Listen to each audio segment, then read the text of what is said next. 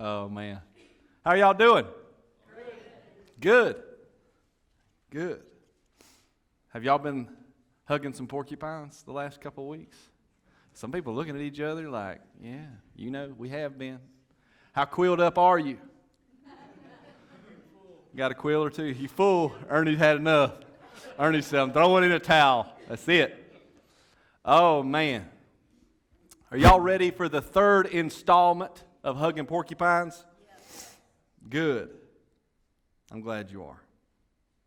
If you're just joining us, we're completing a series today called Hugging Porcupines.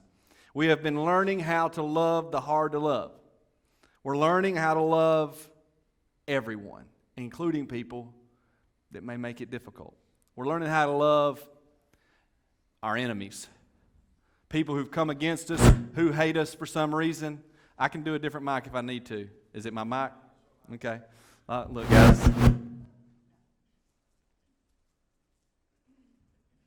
This will be different, but I'm not scared of it. Y'all hear this? Yes. Online, can you hear me? Okay, good. Oh, man. Listen, we'll do it this way. It doesn't bother me a bit. We're learning how to love everyone, including those that are hard to love, which means we're learning how to love our enemies, people who have come against us, people who hate us, people who have hurt us, people who manipulate us, people who have talked about us in some way. We're learning how to love even the people who believe differently than we do. Perhaps they have different values than we do. Perhaps they completely disagree with us to the point that they would love to see what we believe disbanded. We're learning how to love those people. We're learning how to love people whose sin grieves us. We're learning how to love people who, for whatever reason, we just can't get along with them. Our goal is to love every thief, liar, cheat, jerk, selfish, stubborn, bitter, angry, hateful, inconsiderate, dirty, downtrodden, lowly person God ever created. Do y'all agree? Man, this sounds good, doesn't it? Well, nothing gets you up in the morning like this. In part one, we addressed the fact that most of us spend much of our life avoiding these people, the porcupines. We put as much distance as we can between them and us. We learned from the story of Jesus when he healed the blind man that in order to overcome our avoidance, we must begin to see people the way Jesus does. Y'all remember this? Help me out if you do. We need to see them the way Jesus does. And what we discovered is that oftentimes we see people a lot different. We seem to focus on the quills. We seem to focus on everything that's bad about the person, the parts that we don't like. We see what is, but we discover Jesus sees what could be. Jesus sees who they could be, how he could change them, how he could transform them, redeem their life, how he could use them in some way. In order to even begin loving people that are hard to love, we must start to see them different. In the first sermon, we talked about the fact that we had to have our vision checked. Y'all remember this? What we had to do is we had to talk to Jesus all the time and say, help me see people the way you see them. Y'all remember that? Everybody's good then. In part two, we discovered a common thread through 3 different stories. In order to love the hard to love like Jesus, we discovered that we needed to love with a sense of urgency. Remember that? We saw that Jesus loved with a sense of urgency. Now, here's the deal. I need somebody that can tell me all 3 stories I used last week. Just yell it out. You ain't got to yell it out. Woman at the... All right, Anne's going to do it, y'all. Woman at the well. Go ahead. Zacchaeus, yeah, that's good. You got it. I got another rotisserie chicken in the back.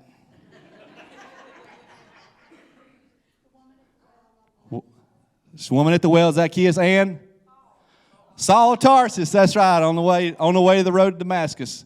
That's exactly right. That's the 3 stories. We discovered in all 3 of these stories that Jesus seemed to have a sense of urgency in the way he loved these people. Figuratively and literally, Jesus made a beeline for them, opened up conversation with them, spent time with them, helped them, and even challenged them with a sense of urgency. Do y'all remember that? We discussed openly that is the opposite of what we tend to do. If we ever make it over the hurdle of avoiding people that are hard to love, the next thing we begin to do is drag our feet, and we start making excuses about when it would be a good time to begin loving them. We use timing as an excuse, as a crutch, rather than a motivator. Y'all hear me? We use timing as a crutch rather than a motivator. Loving the hard to love should be something that we do so now. And last week we talked about the fact that we need to do it with intentionality, proactively, today. All right, everybody caught up? Everybody ready? We're not going to be distracted anymore? If I got to, I'll throw this at somebody. Man, I'm excited about what I get to talk about this morning. But I'd like to do something. And this is not planned, but I'm going to do it. I want to pray together real quick. Because we need to hear it. Okay? So here we go.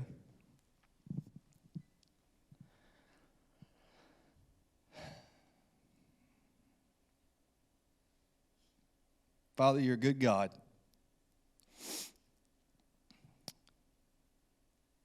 And I'm having one of those days where I don't feel very worthy to be here.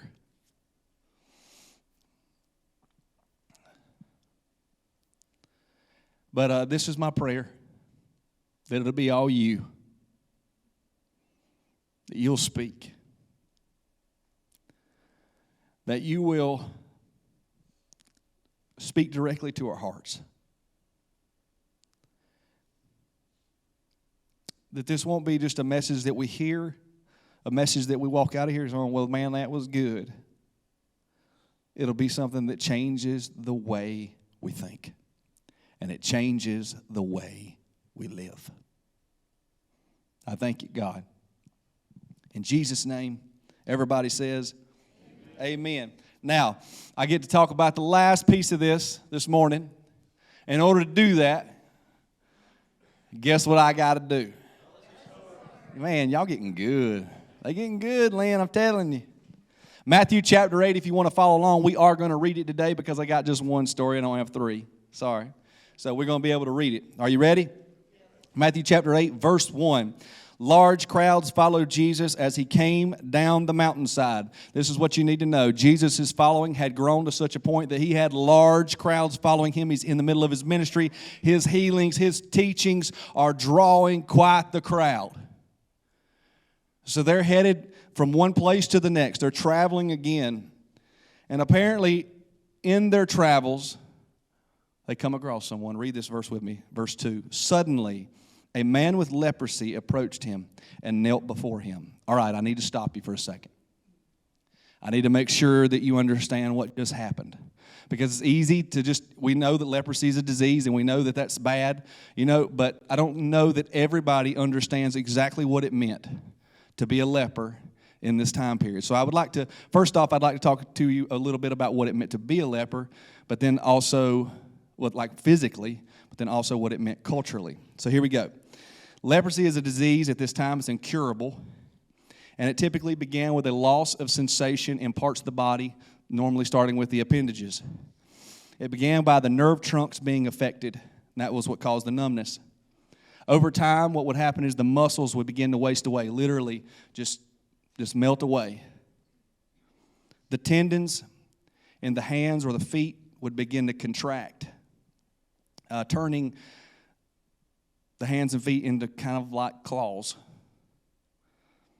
What would follow would be ulcerations of the skin to the point that fingers and toes would begin to fall off.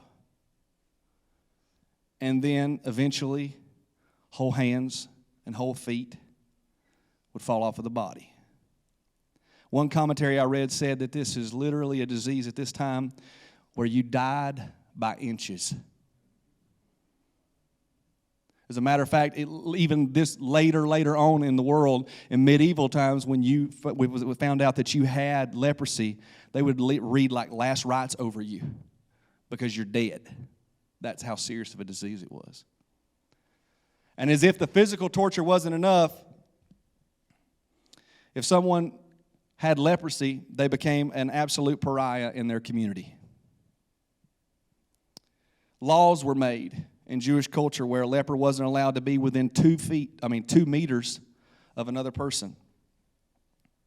That would include their family, spouses, children. There were rules about where you could live, where you could shop, where you could beg because you were going to be a beggar, where you could walk every day. Matter of fact, I read this week, and I did a lot of research into leprosy just because I wanted to broaden my horizons on it a little bit. And this is one thing that said, it said that even in those times, on windy days, a leper had to pay attention to which direction the wind was blowing, as to not allow his sickness to blow on other people. That's a bad deal. Now you think about this. Now this leper, we're told, approached Jesus and knelt before him. What just happened? The guy just broke some rules, didn't he, John? Apparently, Jesus is coming down with this large crowd, and here comes this leper. And I don't think he gets super close to Jesus, but I think he comes up to Jesus in front of that crowd, and he kneels down. How desperate must he be? How ashamed must he be? Because you know all these people are there, and you know he's got to be getting some glances. How scared do you think he is? Are you with me? Okay. Read what he said with me. Lord, the man said, if you are willing, you can heal me and make me clean. Now, I want to pause real quick. What did he call Jesus? Interesting. I did a little word study into this, and the Hebrew word he actually used for Jesus is Yahweh. And this is the first time in the book of Matthew that someone refers to Jesus in this way. He called Jesus God. This leper comes up to Jesus, and he calls him God. And I think that speaks to what he says next, because what does he say? If you are willing, you can heal me. You can make me clean. You know what he didn't have any questions about? Whether Jesus was able. This leper comes with a tremendous amount of faith. He refers to Jesus divinely, and he says, if you are willing, saying, I know you can, Jesus, but here's my question for you. Will you? What does Jesus say? Read with me. Verse 3. Y'all ready? Jesus reached out and touched him.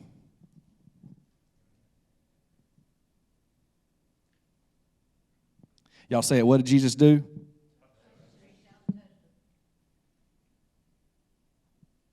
You think that's breaking any rules? According to Jewish law, that would make Jesus ceremonially unclean. That would defile himself. He would have to go through a purification process in order to be accepted and cleaned. Jesus reached out and touched him, and he said, I am willing, he said, be healed. And instantly the leprosy disappeared. Here's what happened. The second Jesus reached out and touched this man, he healed the leper of all leprosy. That means every lesion that was on his skin, anything that was messed up, boom, gone, cleared up, perfect, like it was. He healed the man instantly. He said, I am willing. In verse 4 it says, then Jesus said to him, don't tell anyone about this. Instead, go to the priest and let him examine you. Take along the offering required in the law of Moses for those who have been healed of leprosy. This will be a public testimony that you have been cleansed. So here's what Jesus does. Jesus sends him to the priest. He sends him to the priest for a couple of reasons. First off, that's who the man needed to go attest to of his healing and how it had happened. But also, in order for this man to re-enter society, to go back to living, he had to jump through some hoops for the priest. Had to do some things that were required by Mosaic law. And Jesus says, boy, you need to go do that. Because you need to get home. Can y'all see him? What do y'all think this man does? What do you think he does? He jumps up. Rhonda, you think he ran? I think he ran. I think he ran, guys. I'm just saying, I think he sprinted to get what he needed to get in front of those priests so that he could go back to living. Can't you see him getting back with his family? Holding up his arms. Back to his old life, his old job, getting his clothes back on. Climbing back in his 1971 Bronco, cruising the streets with a big old smile. That's my dream. Dude's in a Bronco, man. I'm just saying it. Calling his buddies up, planning the fishing trip. What was his life like? He went from hopeless to hopeful, dead to alive. So did you see our lesson? It's a short story. I'm doing good. I got all night. Did you see the lesson?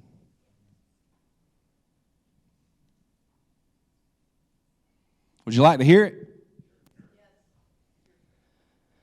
If we're to love the hard to love like Jesus, then we must love boldly. We have to see people the way Jesus does. We have to love them with a sense of urgency. And we must love them boldly. We must love them with a willingness to take risk.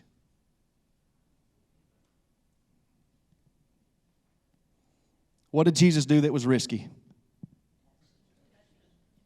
He touched him. That's exactly right. If you didn't see it, he touched him. That was a big no-no. In the eyes of the multitude, the crowd that was around him, right? Now, we're told plainly there that they had a crowd around him. In the eyes of all of these people, this would make Jesus unclean. Do you think they had their own judgments about it? You think they had their own opinions about what Jesus just did? You think maybe they thought, man, that's dangerous. You think that they probably disapproved.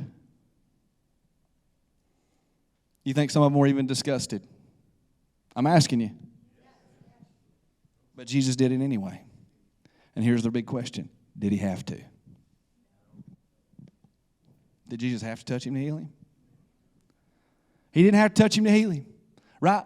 We've read enough stories now. You've probably been here enough that you've heard enough stories that you know Jesus healed people down the road without ever seeing them, without ever diagnosing them, without even knowing their name. He didn't have to touch this leper. But he did. Why? I have a theory. Because the leper needed it.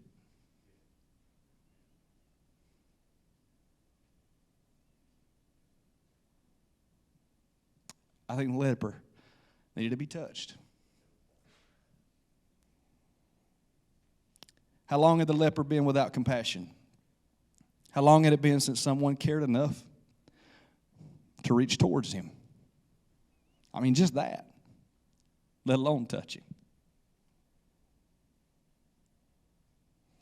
Jesus recognized not only the need for healing, but the need for care. Complete, all-in, Dabo Sweeney, if that's what you're into, care and love. Jesus showed him that he cared enough and loved him enough the way he was. Jesus showed he wasn't scared, he wasn't intimidated, and he wasn't grossed out by him. Jesus showed him that even in front of a great multitude, who he knew would form their own judgments, that he wasn't afraid to pull him close. Do you see that?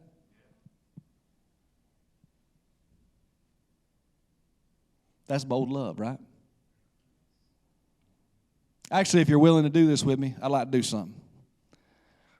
I believe that that same bold love can be seen in every single story I have told this entire series. That same bold love is there in every one of those. Are you okay with going backwards with me for just a second and let's talk? First off, the blind man, sermon 1. The blind man, sermon 1. Jesus meets a blind man, talks to him. Remember, the disciples are talking about him, and Jesus is like, no, let's help this guy. That's what I'm here for. Spitting some dirt, rub some mud on his eyes. Remember this whole thing? We cannot forget that this entire act happened on the Sabbath. And that was something that he was not supposed to do according to the Pharisees. That was against the rules for him to do that. It sent them into an absolute tizzy. I just said tizzy. An uproar, if you will. It incited of an investigation. It was risky. It was bold. Woman at the well. Jesus is speaking publicly. Remember this? Speaking publicly with a sinful, ostracized Samaritan woman. I'm talking about no. He sits there and he talks with her, has a conversation with her. It was bold. He loved her boldly. As a matter of fact, we're told in the Bible that when the disciples got back, I didn't tell y'all this part of the story, but when the disciples got back, this is what it said. It said they didn't dare ask why he was talking to that woman. You know what that implies? That implies that they had opinions about it. That implies that they didn't necessarily like it. But that implied that they knew enough about Jesus they were scared to death to ask. That's what it means. Zacchaeus. Jesus walks through the city of Jericho past all these people, and he chooses the most sinful, corrupt, hated man in all of Jericho and invites himself to dinner. All the people that were there getting them a little looky-loo, all the onlookers. It said that they were borderline on riot watch. They were so upset that Jesus went to this man's house and ate dinner with him. It was bold. Are y'all hearing me? I'm holding a mic, man. Saul of Tarsus on the road to Damascus. When Jesus goes after him, Saul is enemy number one. Jesus hating, against the cause of Christ, that's who Saul is. We're told in the Bible that Jesus told Ananias, a man, after he had met with Saul, he told Ananias to go to him, and Ananias said, man, I don't want to do that. He begged not to go. I'm scared to death of Saul. All of Jesus' followers are scared to death of him. It was bold. It was risky.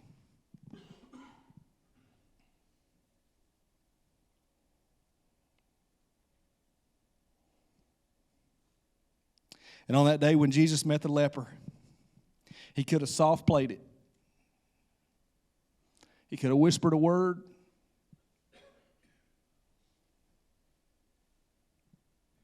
Wafted him. I don't know. And he could have healed him. But he didn't. Even with the multitude there, he chose to reach out and touch him. Because the leper needed him. And the truth is that bold love to me is the key in everything. That bold love is what makes the difference in each one of those lives if you go back and read the stories. This is what I believe. I believe that bold love is what made all the difference. I believe that bold love is what gave that blind man the courage to stand up in front of the Pharisees when they were questioning him and interrogating him. It's what gave him the courage to say, you guys aren't getting it. There's something special about that guy. That bold love is what sent that woman at the well running into town to all those people who hated her, saying, you guys have got to come meet this guy I just met at the well because he told me everything there is to know about myself. That bold love is what sent Zacchaeus out the door looking at all those people that hated him and saying, I'm going to give all the money that I've stole from you back to you. That bold love is what perpetuated Saul's ministry to the entire world when he became Paul. That's what led him to write the books of the Bible that he did and to be probably the greatest evangelist that ever lived. And it's what changed the leper that day. I promise you. His body was healed, but I guarantee you the real transformation was whatever happened in him because of that touch.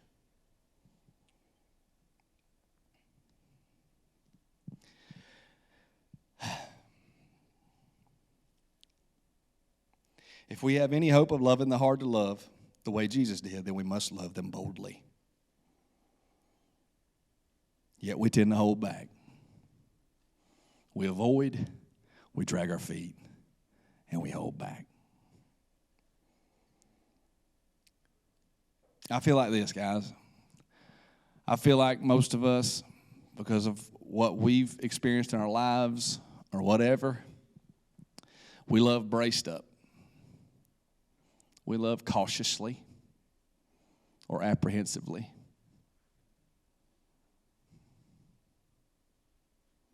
We don't love wanting to take risk. We don't love the hard love looking at how the risks that we might be taking. You say, how do we do that? I believe this. We guard our time.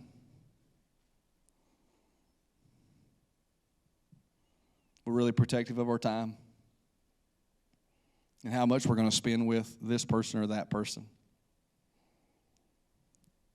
We attempt to control the nature of our interactions.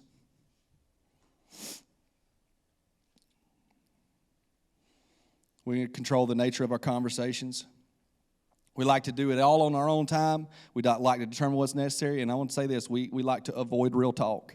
Can I just talk to y'all for a second? We just avoid real talk. We're scared to death to talk about things they actually need.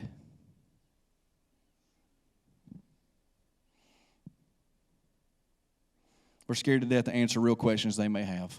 We're scared to death they'll ask us a question. Am I wrong?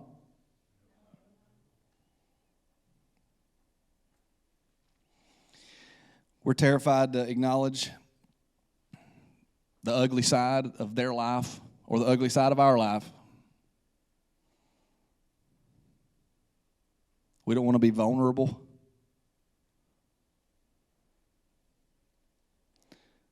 We worry to death about the impact their mess or their quills are going to have on our happiness or our joy.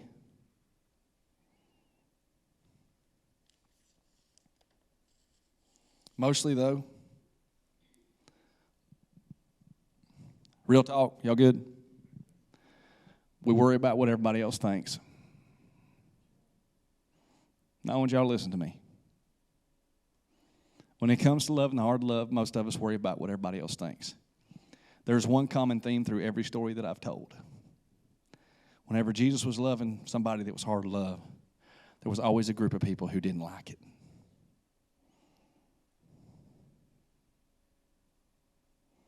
There was also always a group of people who had their own opinions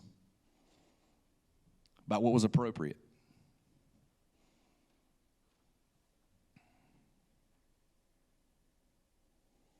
I think a lot of times we refuse to get in close with some people because of what other people may think. What will our coworkers think if we go to lunch with that person? What will our family think if they see us with this person? What will our friends think if they see us spending time or loving this person or talking to this person? We know that we've heard this or that about them, and we don't want to be associated with that.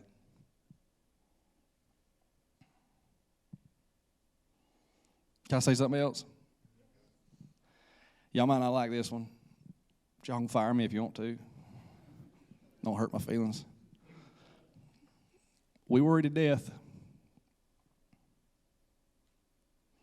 that people are going to think we support their way of life, their lifestyle, or how they are, or their mistakes, because we're not afraid to talk to them. We're not afraid to love them. We're not afraid to be their friend. And we're not afraid to help them. And you can say what you want to, but I know that's the truth.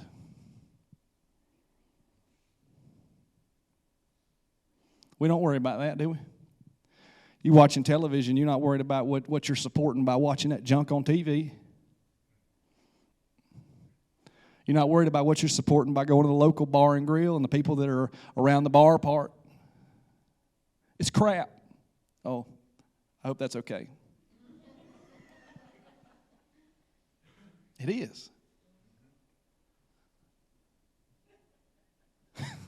Thanks, Ronnie.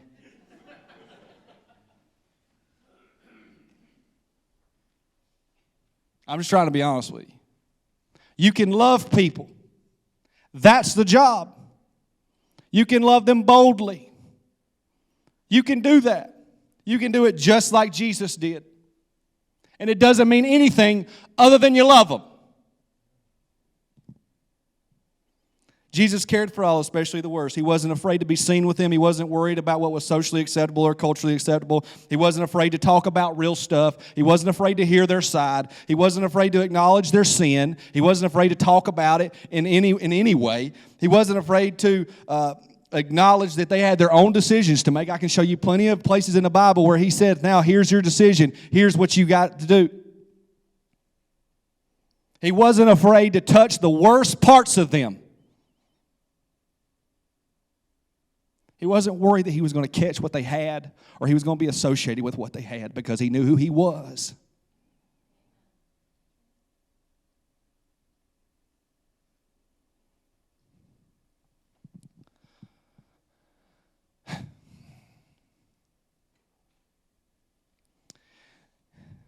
Jesus knew that loving them boldly would make all the difference, and it will do that for us too if we're willing to do all of those things. If we're willing to love boldly, I can assure you it will make all the difference. It will. Can I tell y'all a story? I hadn't told a personal story this whole series. Several years ago now, when Mark Bagwell, our founding pastor, was stepping into Shade Tree Ministries, resigning his role here at Golden Corner, we were having a meeting. And, Mark's all about love, man. And he just, it was what we talk about, and it's what he and Ronnie love to talk about.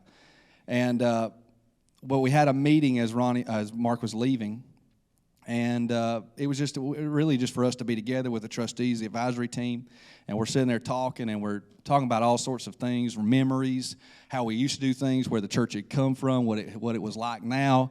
And at one of the point during that meeting, Mark kind of was addressing us. Guys, here's what's important to me. And one of the things that he said, man, I want y'all to be a church, continue to be a church that loves people. And he said, guys, I need you to do this. He said, I need one of you or all of you, I want you to make sure that when John comes to church, that you hug him. Now, if you don't know John, I want to tell you who that is. He was talking about a man named John Trotter, who was a fixture at Golden Corner for years and years. And John was wheelchair bound. He had a disease that caused him to have tumors all over his body. And he had lost a leg because of it, but it had taken over one whole side of his body. You couldn't even basically see one side of his body anymore, and because of all the tumors. And John actually, when he would, if he couldn't get a ride to church, John would ride his scooter all the way down, like from 2 miles away, and come pulling up on his scooter for church. And Mark said, I need one of you guys to make sure that you hug John and you touch his bad hand where all the tumors were. He said, make sure you do that. And that rocked me, because I'm a little slow on the uptake sometimes. But I remember I left there, and I thought to myself, I'd hug John. I mean, when I see John, I'd hug him. I've known John a long time, so when John would come in, I'd reach and put my arm around him, kind of half hug him. But I never had touched his bad side. And the reason was I didn't see any point in it.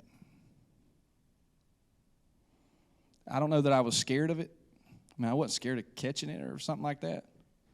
I just didn't see any reason to. I didn't feel like I needed to do that in order to love him.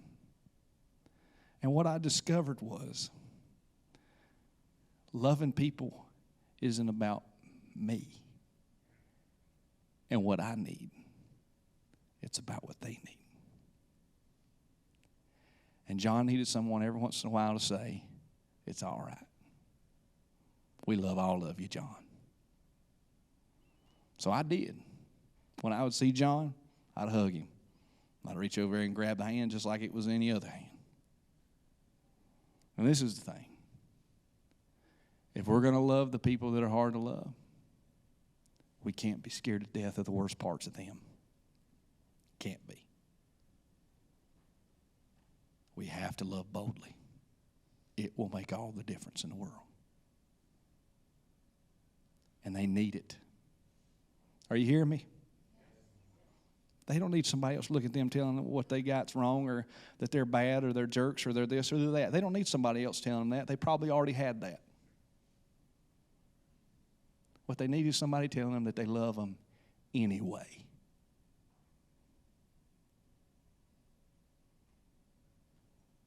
They need someone to look at them and say, I love you. And let Jesus do the rest of the sorting. Can I pray for you? I'm actually going to do something right here. I'd like to open up the altar this morning. Of course, this altar is always open. But I want to say this. I feel like all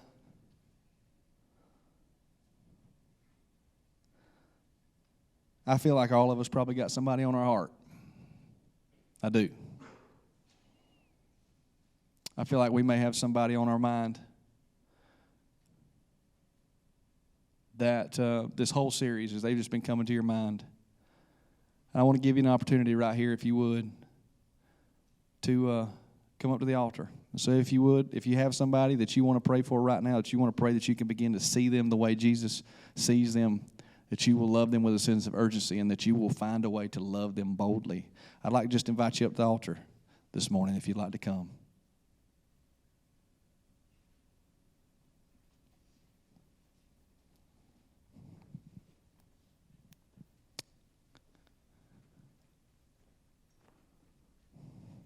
If there's anybody else who'd like to come, I'd love for you to come.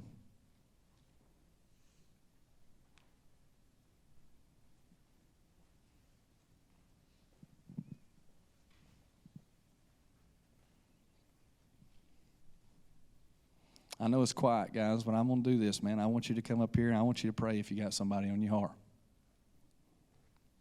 It may be that you got a group of people on your heart. And if you want to pray right there in your seat, you can.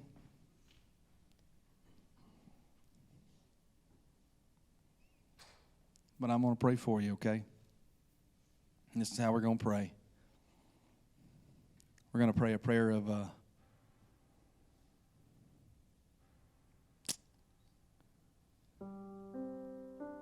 commitment.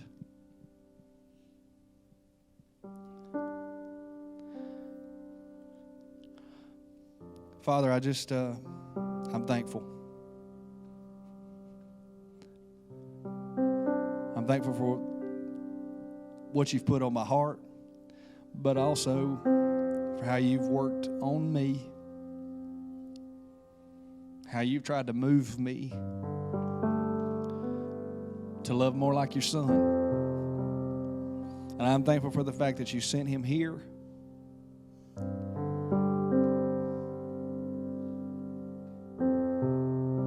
to be that example for us of what's possible, what it could be, what this world could look like, how we could love one another.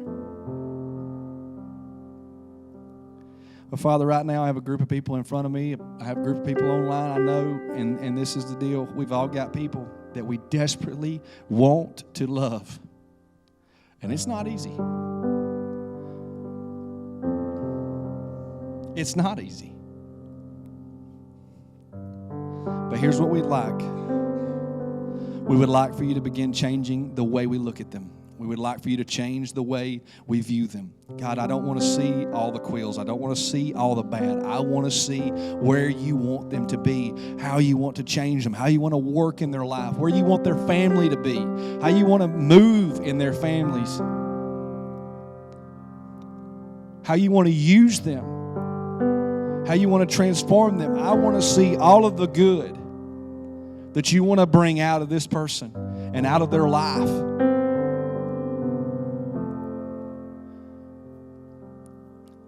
And Father, I want to love with a sense of urgency. I want to love feeling a clock and recognizing the opportunities that I have the second that I have them, and seizing those opportunities the second that I have them. I want to love people not in a hurry, but with urgency.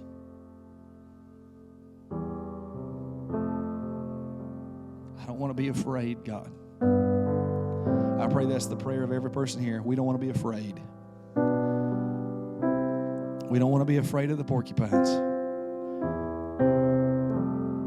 We want to love them intensely, boldly, without fear of the risk or the cost. I want us to be giving of our time, God. I want us to be giving of our resources. I want us to lend an ear. I want us to have the courage to answer questions honestly, to talk about who you are and what you want, and be honest, but do it in such a way that it is love. It's all love. It can never be taken for anything other than love. And God, we want to trust you with the rest. And I know that you'll be faithful, because that's exactly who you are. If we will love with boldness, I know, God, that you will take care of the rest. And that's our prayer. That you will work, you will move, and you will do what only you can do. And that we will be an instrument in that.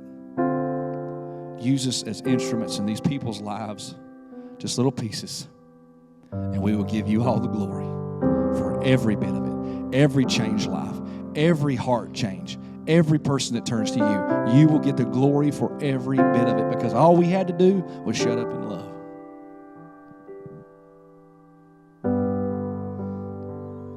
And Father, this is my final prayer for all of us here and everybody watching online. I want to thank you for this. At some point, and maybe still for some of us, we were a porcupine. We were a porcupine, and you saw something in us that few saw. And you obviously loved us with a sense of urgency, and I know that you loved us boldly, because that's how you love.